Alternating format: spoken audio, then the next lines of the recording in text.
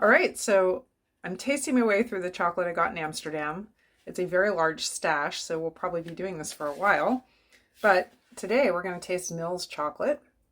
This is two sisters in the Dominican Republic who make chocolate. So let's see. All right, so this is a 70% dark chocolate. And it says, at Milz Chocolate, we craft our delicious chocolates with great care in our small factory using the best cacao beans from our own farm. So they have their own farm in the Dominican Republic. All right, this one's very easy to open. As I said, it's a 70% bar, and it looks like the ingredients are, it says single farm Dominican cacao and cane sugar and then cocoa butter. So they are adding extra cocoa butter.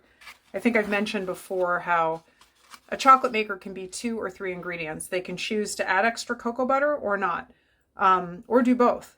And, you know, there are chocolate makers who kind of thump their chests and say, we only make 2 ingredient chocolate, meaning they're grinding cacao beans and they're adding sugar, but they're not adding additional cocoa butter.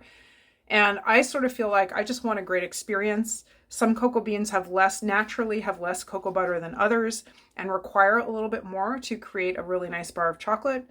So sometimes you have to add more cocoa butter in order to get that fat percentage up high enough to have really good texture. So for me, I just want a really great bar of chocolate. If you have to add extra cocoa butter, it's okay. So whether they're 2 or 3 ingredient, to me, the chocolate makers that are making a decision based on flavor or texture are the ones that, the chocolate makers that are making a decision based on flavor or texture, I like to see that.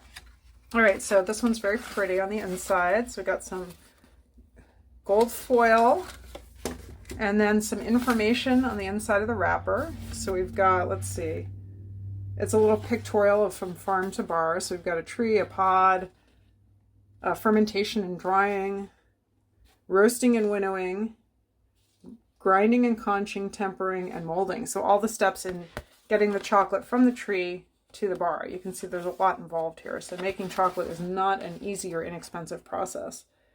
Oh, and then here we are, the area of the Dominican Republic where the cacao is grown. So it says Cacao Tal del Norte, which luckily is written in English. I do French, I speak French, I do not speak Spanish, which given that I'm in the chocolate industry, it would be very helpful if I did, but I'm still working on the French.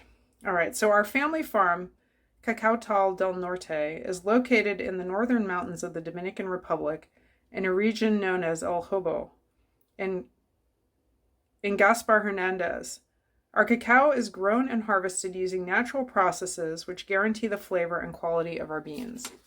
So they are in control of everything from the growing to the harvesting to the making. All right, so this is definitely not very pretty, but definitely not resealable. Oh, maybe it'll work. Oh, wow. This is a beautiful bar of chocolate, not a mark on it. Just beautiful. You know, I got this in Amsterdam and it was made in the Dominican Republic and I'm in Seattle. So this bar has traveled very far. And to see a bar that has traveled this far with not a crumb on it is pretty amazing. All right, I'm breaking off a piece here. Actually, I'm feeling it. It's very, very smooth. Wow, is this smooth. Now I'm going to break it.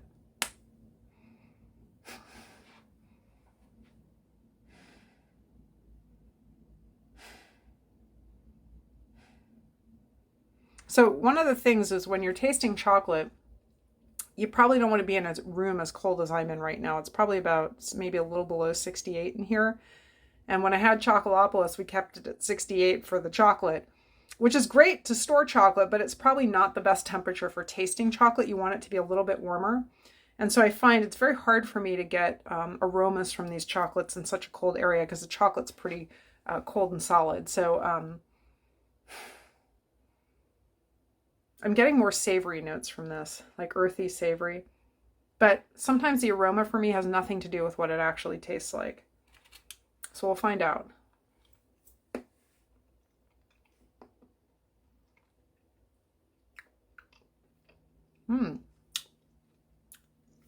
I get like graham crackers,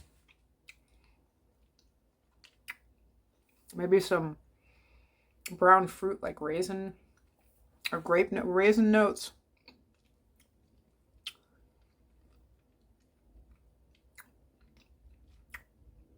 Yeah, definitely getting raisin, fig, graham cracker.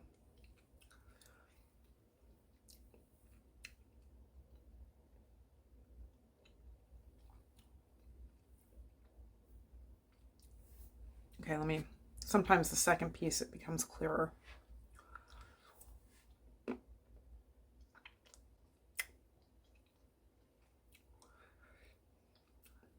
Maybe a hint of a tropical fruit like a soursop, which is also known as guanabana. And then I start getting brown fruit notes.